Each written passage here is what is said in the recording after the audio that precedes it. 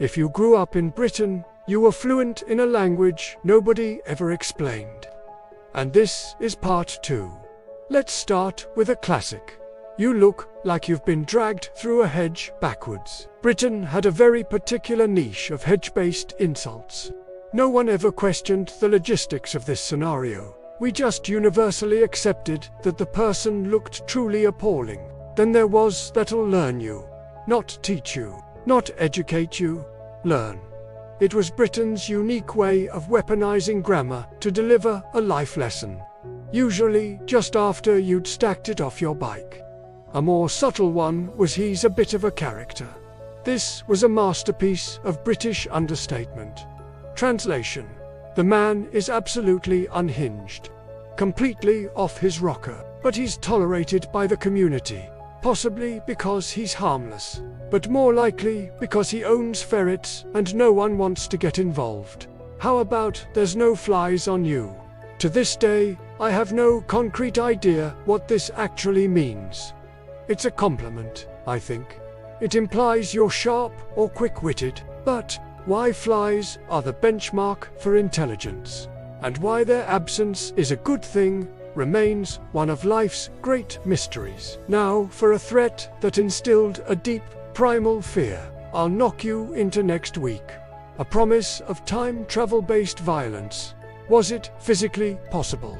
Of course not. Was this ever demonstrated? Never. Was it widely and genuinely feared by every child under the age of 12? Absolutely. This threat was often followed by the dinner table decree. You'll eat what you're given. There was no menu.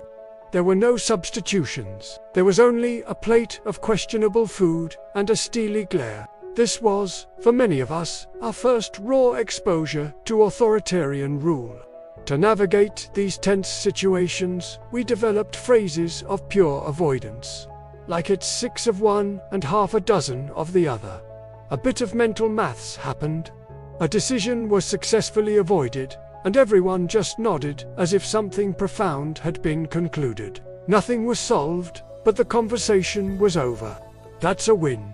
Of course, if you ever showed a flicker of actual self-assurance, you'd be hit with, "Don't get above yourself." British culture has a built-in suppressor for confidence.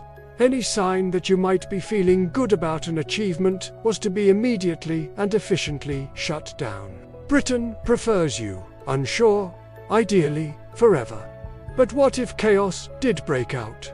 We had a phrase for that too. That's put the cat amongst the pigeons. Were there actual cats? No. Were there pigeons? Never.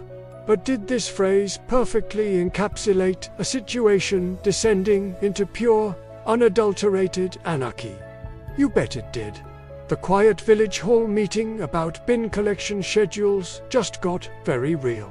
On the opposite end of the spectrum was the phrase, "I'm easy." This was almost exclusively said by people who were the polar opposite. They were difficult. They were incredibly specific. They were often emotionally unavailable. "Where do you want to eat?" "Oh, I'm easy," which meant, "I will silently judge and veto every single one of your suggestions until you magically guess the one specific place I had in my head all along."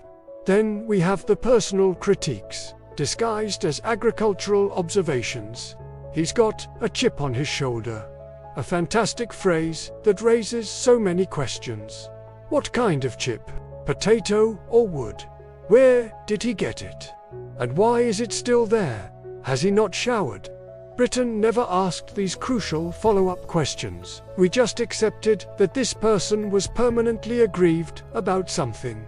Another classic for when a decision was proving difficult. Its swings and roundabouts.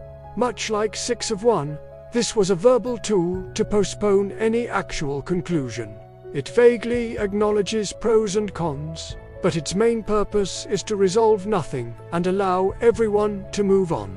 It's the conversational equivalent of just walking away from the problem. And if someone was making a problem bigger than it was, you're making a mountain out of a molehill.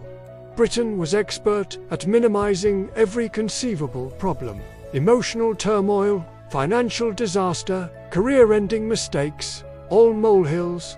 The only thing exempt from this rule was the weather, which was always a national emergency. And, of course, whatever the next-door neighbors were doing with their fence. Our love for confusing metaphors didn't stop there. You're like a bear with a sore head. Someone's in a bad mood, clearly. But why a bear? And why specifically one with a headache? Britain loved an animal metaphor, but accuracy was always optional. We never saw a bear with a sore head, but we knew exactly what that grumpiness looked like on Uncle Barry after he missed the football scores. And finally, perhaps the most British piece of advice ever given: let sleeping dogs lie. Don't bring it up. Don't poke the bear or the dog, in this case. Just leave the unresolved issue to fester in silence. This phrase was the cornerstone of British emotional intelligence, advising a powerful combination of silence, avoidance, and total emotional suppression. And the terrifying thing is, it was surprisingly effective. None of it made sense, but everyone understood, and if you did too, there's definitely a part 3.